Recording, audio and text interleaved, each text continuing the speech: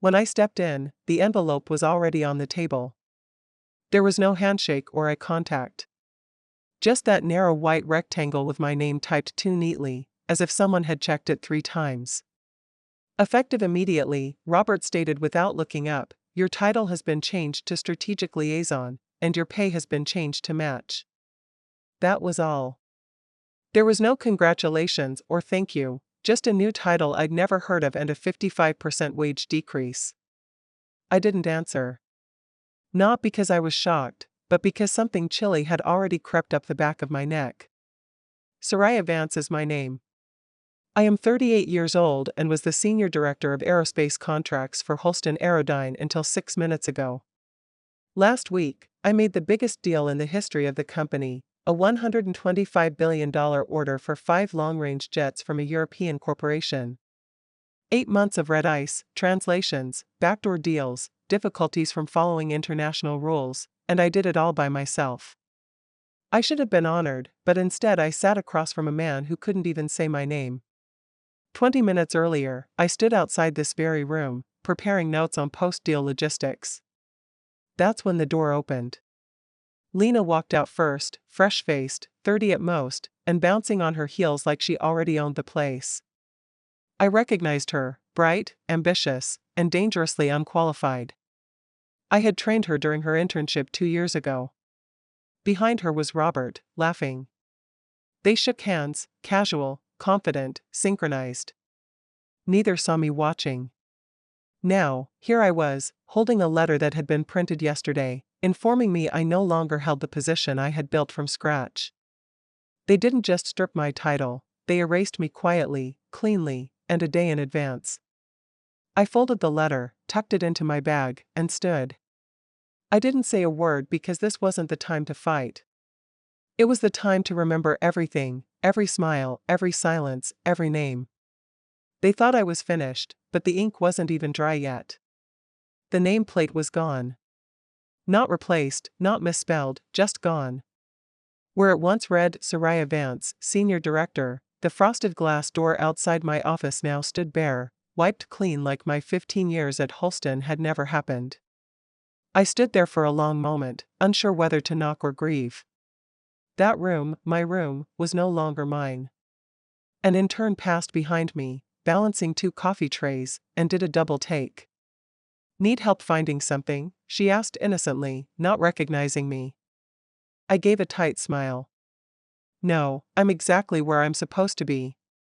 And then I turned away, gripping the handles of the cardboard box HR had kindly labeled Soraya's personal effects, and walked toward the elevators, down 5 floors, past apartments I hadn't visited since my junior associate days. That's where I found my new space, not an office, a cubicle, windowless, phoneless, the kind with carpeted half-walls and a flickering overhead light. Someone had left a tangled phone cord in the drawer. It smelled like toner and lemon disinfectant. No nameplate, no welcome, just a post-it on the monitor, "Soraya, I will set you up by end of day." I sat in the flimsy chair and looked around. On the wall across from me hung the new company org chart, freshly printed and laminated. I walked over slowly, hoping some part of me was still visible. I wasn't, not at the top, not in the footnotes, not even under the project contributors section.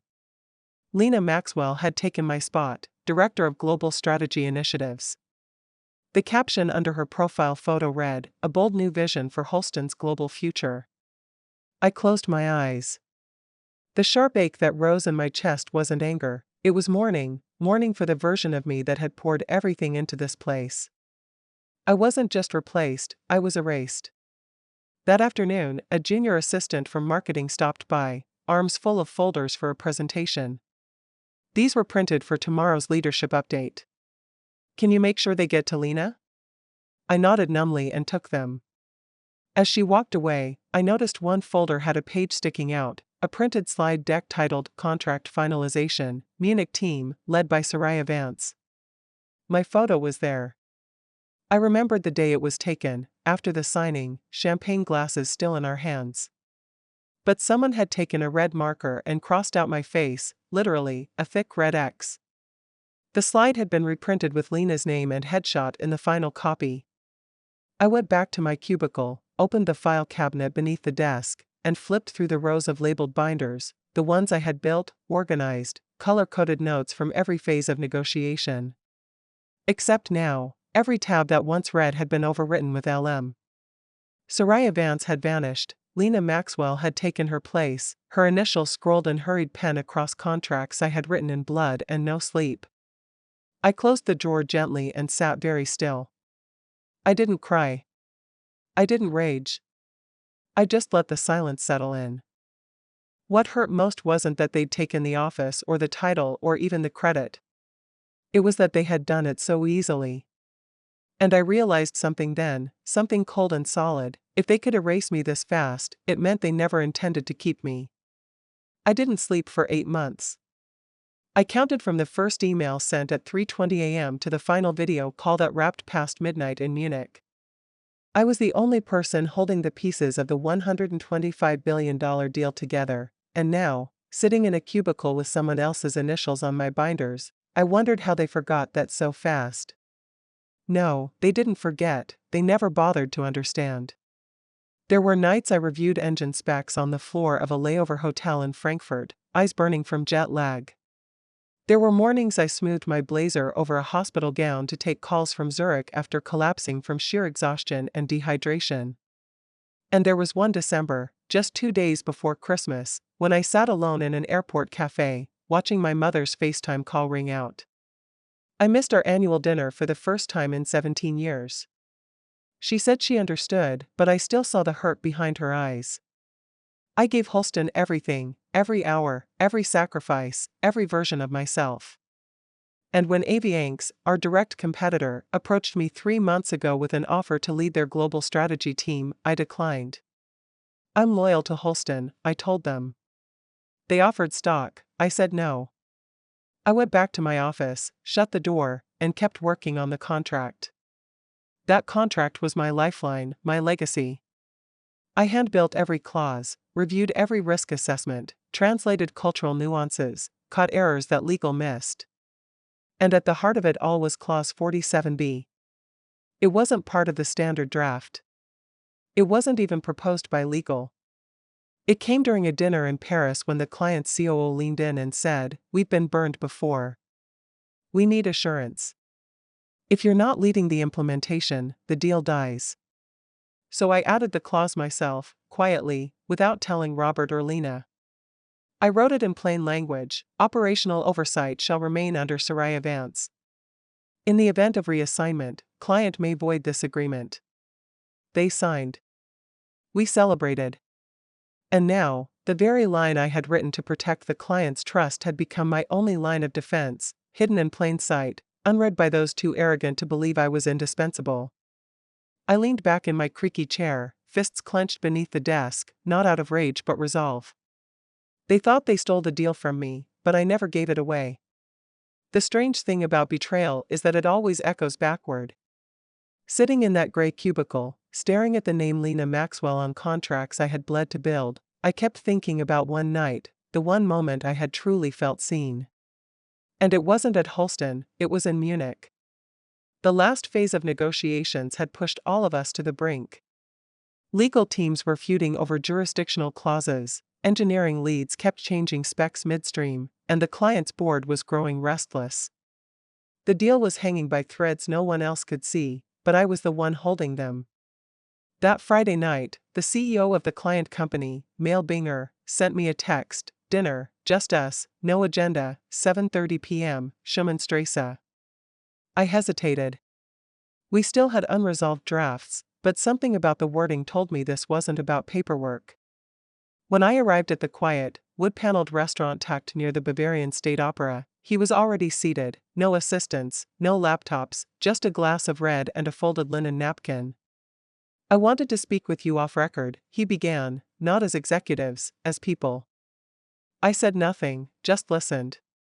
He told me about their last deal, a $1 billion aerospace contract that collapsed mid-implementation because the negotiator was suddenly removed, no explanation. The replacement had no context, no connection, and no credibility. "It cost us 3 years," he said, "and half our reputation." Then he looked at me, right in the eyes. "Soraya, we're not signing with Holston, we're signing with you. If you disappear, the deal disappears too." In that moment, I felt something I hadn't felt in years, not praise, not performance metrics, trust, genuine human trust. I nodded and promised him I'd see it through, beginning to end. Back in my hotel room that night, a handwritten envelope had been slid under my door. Inside was a short note, penned in deliberate cursive, to the one who earned our confidence through action, not title. "We don't forget those who carry weight with grace. M. Barringer." I kept that letter in my planner, tucked behind business cards and boarding passes. No one at Holston ever saw it, they wouldn't have cared. But now, as I sat surrounded by silence and erased initials, I opened that letter again, creased but intact. They could replace my name on every chart, but they could never recreate that night in Munich. The next morning, I arrived at the office at 8 a.m., just like I always had. No one expected me to after what they'd done, stripping my title, cutting my salary, replacing my name. They likely assumed I'd disappear, walk away in silence, or storm out in rage. That's how people usually go when they've been humiliated. But I showed up, hair tied back, blazer pressed, eyes forward. And not a single soul knew what to do with me.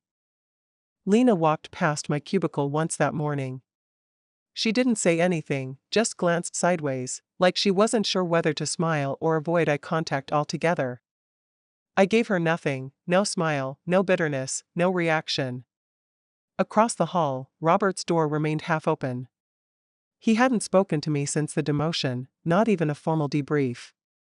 I caught his reflection once in the glass. He looked straight at me, then looked away. I didn't chase them. I didn't demand to be heard. Instead, I turned to my screen and began writing emails, not applications, not goodbye notes, blueprints. One by one, I reconnected with former colleagues, people I trusted, engineers I once flew across continents with, procurement leads who owed me more than one deadline, even two former Holston execs now quietly leading teams at competitor firms. I didn't ask for help, I just asked questions, soft ones, strategic ones. If someone with deep aerospace compliance experience were available in the next quarter, would that be of interest? Do you still oversee postal integration workflows? How's the morale on your international team lately? I wasn't planting seeds, I was checking soil conditions. That Thursday, I took a call during my lunch break. It was from a number I didn't recognize, area code 202, Washington, D.C. Soraya Vance, the voice asked, calm, professional. "Yes," I replied, glancing at my screen. "My name is Allison Kerr. I'm an independent contract law attorney. I just reviewed the agreement tied to the Holston-Urava jet deal." I sat up straighter. She continued, "I believe you authored Clause 47B. "I did," I said carefully. There was a pause. "It's airtight. Simple language, direct intent, and enforceable in any international court. They don't realize what you gave them." I exhaled slowly, something between relief and confirmation settled in my chest. "They're blind," she added. "That clause was the smartest part of the entire deal, and they've walked right past it." That night, I stayed late, not working, just watching the office hum around me. Lena left early, Robert didn't come out at all. I sat alone in that small cubicle, in the glow of a desktop monitor, with one hand resting gently on the drawer that held the original copy of the contract, still with my ink, still with my initials. I said nothing. I sent no warning, no clue. Because power, when you truly hold it, doesn't shout. It waits quietly, confidently, until it's needed. And they had no idea I still had it. I didn't go to France, Lena did. She left on Monday morning, strutting through the Dulles executive terminal like someone who'd earned the right to be there. First-class boarding pass, fresh-pressed blazer, a new Holston-issued briefcase I'd once picked out for high-level travel. Ironic. I heard she smiled all the way through boarding. I didn't wish her luck. I didn't say a word because I knew something she didn't. The client's headquarters sat in Toulouse, a sleek marble and glass structure I knew well. I'd been there 3 times, knew which espresso in the lobby was drinkable, which elevator lagged, and how the CEO's assistant liked her documents formatted. By the time Lena arrived at 10:12 a.m., she'd already sent a check-in selfie to someone in HR. What she didn't know, what none of them knew, was that the name Soraya Vance wasn't just tied to the signature page, it was built into the bones of the deal. The message hit Holston HQ like a brick through glass. At 4:30 p.m., a formal email arrived from Urava's legal department. It was short, cold, precise. Per Clause 47B, this contract is contingent upon post-deal transition being led by Ms. Soraya Vance. We do not recognize substitutes. No further meetings will be held. They CC'd everyone: Robert, Lena, legal, compliance, even the board. No sugarcoating, no wiggle room. And just like that, the $1.25 billion handover had no one deleted because I wasn't in France, and no one had asked me to be. I found out about the email when a junior analyst walked past my cubicle, wide-eyed. He didn't say anything, but his expression said it all. People started whispering in break rooms, elevator lobbies, Slack threads disguised as team check-ins. No one mentioned my name out loud, but they didn't have to. The story leaked. Apparently, someone in the comms team tried to turn it into a press blurb, something light, a pivot story. An hour later, the draft vanished. Rumor had it Robert ordered the entire thread deleted and warned internal comms, no coverage, not a word about France. But it was too late. I didn't have to be in that building in Toulouse. I didn't have to raise my voice or post online. I just had to wait, and I did. By 7:45 p.m., I was still at my desk, sipping cold coffee and watching unread messages stack up in my inbox. Subject lines like client delay, urgent, need clarification, clause 47B, did you write this part of the contract? All of them sent in a panic, none of them addressed to me. Still, I was in every sentence. Lena didn't stop by the next morning. Robert didn't call. But I heard someone say she cried in the executive bathroom. Maybe that part was true, maybe it wasn't. I didn't care because I had done nothing but be remembered, and they had done everything to be forgotten. And now they were locked out of a deal I no longer had to defend. By 9 a.m. the next day, the executive floor was vibrating with panic. You could hear it through muffled walls, fast footsteps, voices that were too sharp for casual conversations. No one smiled, no one made eye contact. I didn't need a calendar invite to know what was happening. Robert had called an emergency meeting while I sat quietly downstairs, pretending to type a report that no one would read. The top brass at Holston scrambled. Phones rang nonstop. Legal huddled behind locked doors. PR drafted 3 versions of a press release, none of which ever saw daylight. And in the boardroom, it wasn't pretty. A colleague who owed me more than one quiet favor sent me a message that read only, Robert's trying to blame legal. It's not going well. They were spinning hard. First, Robert claimed Clause 47B slipped through because legal had been understaffed. Then he argued the client was overreacting and would come around with the right wording. Next, he blamed me for being too involved in the deal. That was the part that made me laugh quietly, bitterly. I heard later that someone on the board finally cut through the noise. Her name was Catherine Lennox, sharp, strategic, and never known for raising her voice. But she had reviewed the contract herself, twice. She raised her hand and said slowly, "Let's stop pretending this was a clerical error." I recall a closed-door conversation just weeks before the signing where Robert explicitly said Soraya was making leadership look weak, that her visibility needed to be scaled back. No one responded. I wasn't in that room, but my silence filled it anyway. By 2:25 p.m., the final blow came. An email from Urava, subject line, contract status, formal termination notice. The body was brutal in its precision. Due to unapproved personnel changes in violation of Clause 47B, Urava considers the contract null and void. All associated obligations are hereby dissolved. It wasn't just addressed to Holston's executive team, it was also sent to the investors group inbox, the press relations team, the private inbox of every board member. That night, I stayed late, not out of duty, but to observe. Robert's door stayed shut, Lena's light never came on. From my cubicle, I could hear the hallway clock ticking. I watched 3 different executives leave the building without their jackets. One of them looked like he'd been crying. Someone from accounting walked past my desk and stopped. "You okay?" she asked, awkward but sincere. I nodded. "Fine." Because I was. For the first time in weeks, I didn't feel erased. I didn't feel powerless. I had written that clause. I had protected the deal. They ignored me, and now they were watching everything they built start to slide. In the end, there was no press release, no spin, just silence, panic, and a void they couldn't explain away. And I sat in it, calm, uninvited, still here. It came at 9:15 a.m. on a Wednesday. I was refilling my coffee when my phone buzzed, unknown number, Manhattan area code. I almost didn't answer, I was tired of everything. But something told me to take it. "Soraya Vance?" a smooth voice asked. "Yes, speaking. This is Jonah Patel from Avianx. We spoke a few months ago." I believe the timing wasn't quite right then. I paused, letting the words settle. "I remember," I said. "Well, I'm hoping it is now," he continued. "I'd like to revisit our offer, with a few upgrades." I walked slowly back to my desk, the paper cup warm in my hand but already forgotten.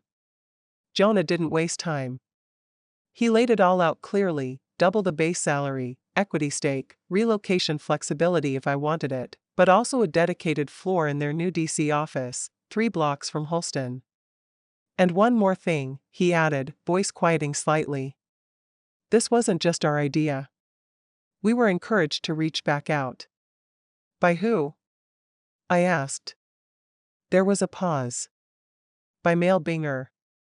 He called you a non-negotiable asset, said the deal fell apart because you weren't in it, and he doesn't want the next one unless you are." For a moment, I didn't say anything. I leaned back in the chair Holston had downgraded me to and looked at the scuffed corner of my cubicle wall. I remembered what it felt like to be erased, to be reduced to silence, to initials that no longer matched the power behind them. And now, here I was, not begging, not pitching, being invited, chosen. "Jonah," I said carefully, "I appreciate the offer, but before we talk numbers again, I have a condition." "Of course," he replied quickly. "What do you need?" "I choose my team. I approve every hire under my division, especially in post-deal integration. No exceptions." Another pause, but shorter this time. "Done," he said. "Anything else?" "Yes," I added, "one more thing." I opened the drawer and pulled out a manila folder I had kept sealed since Munich. Inside was a note. The letter mail had slipped under my hotel room door that night. I reread it silently, heart steady. "This time, I don't just want to oversee deals," I said. "I want full lifecycle authority, from negotiation to implementation to renewal." "You'll have it," Jonah answered, no hesitation. By the end of the call, I hadn't said yes, but I hadn't said no. I hung up, placed the phone face down on my desk, and stared out the window, watching a flock of birds cross the sky above the Holston headquarters tower, the same glass box that had tried to trap me, then replace me. This wasn't about revenge anymore. This was about restoration, about what happens when you don't just survive being erased, you become the name they can't move forward without. And this time I wasn't waiting for permission. I was the one making the call. It felt surreal, sitting in a boardroom overlooking Midtown Manhattan, sun slicing through the tall windows, leather folders lined across a custom walnut table. Same contract, same jets, same billion-dollar figures, but this time, I wasn't just in the room, I was leading it. The pen in my hand felt heavier than usual, maybe because it wasn't just ink anymore, it was a signature that meant everything had changed. "Ready when you are," Jonah said, sliding the final agreement across the table. I looked down at the front page. Total contract value, $1.125 billion. Client, Urava Aerospace. Vendor, Avianx Global. Oversight Executive, Soraya Vance. My name wasn't just on the document, it was embedded into its very function. Urava had been clear in their final draft: all stages of post-deal operations, logistics, compliance, client reporting must be managed directly by Soraya Vance. Substitution is not permitted. They weren't taking any more chances, and honestly, neither was I. When I signed, I didn't just close a deal, I reclaimed my place, not at Holston, but above it. I had left their building quietly. I had absorbed the humiliation. I had sat in silence while they rewrote history with someone else's name. Now, I was signing the future without them. The press release went live at 10:30 a.m., full color spread on Avianx's homepage. Within minutes, Bloomberg and Reuters picked it up: Avianx secures landmark jet contract with Urava, former Holston executive leads new era of aviation strategy. I didn't check Holston's reaction, I didn't need to. But according to a text from someone still inside, Lena saw the article on LinkedIn during a leadership huddle. She froze mid-sentence. Robert read it half an hour later in his private office. Neither one of them had known, no memo, no leak, just a public unveiling they couldn't undo. There was no call from them, no message, not even a polite congratulations. But I didn't want it because, in that moment, I didn't need an apology. I had the proof, on paper, in ink, in headlines. And the only thing more satisfying than being recognized was knowing they'd been replaced in silence by the very person they erased. The elevator doors opened with a soft chime. I stepped out onto the top floor of Avianx's new DC headquarters: marble floors, floor-to-ceiling glass, soft track lighting guiding me forward. I reached into my blazer pocket and pulled out the new card: Soraya Vance, Chief Global Officer, Avianx. 3 months ago, I had been erased from a door. Now, my name was engraved in the strategy that would shape an entire industry. As I made my way toward the boardroom, I passed a glass-walled lounge where a large screen played muted news footage. I didn't stop, but I saw the headline scroll across the ticker: Holston announces 200 job cuts amid failed deal fallout, CEO Robert Holston exits company. I didn't feel joy, not exactly. I felt release. They had tried to shrink me, and now their empire was folding into itself like a paper crane dipped in water. The very people who dismissed me had gambled on silence, but silence wasn't weakness, it was strategy. My phone buzzed once in my hand, a text from Lena: "Can we talk?" I think I made a mistake. I looked at it for a moment, then I locked the screen and slid it into my bag. No reply, no explanation. There was nothing left to say. I pushed open the boardroom door and stepped into a room of waiting executives. The energy shifted. In my hand was a new deal: $3.1 billion, a global supply and service agreement. And just like before, one clause, written in plain language: all operations must remain under direct oversight of Soraya Vance. As I took my seat at the head of the table, I wasn't thinking about revenge.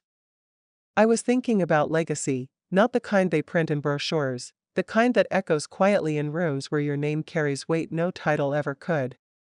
If you've ever been overlooked, underestimated, replaced by someone who never walked the road you paved, then you know what this moment feels like.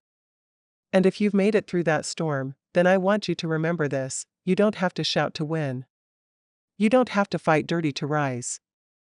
Sometimes, the most powerful comeback is when you say nothing and sign everything.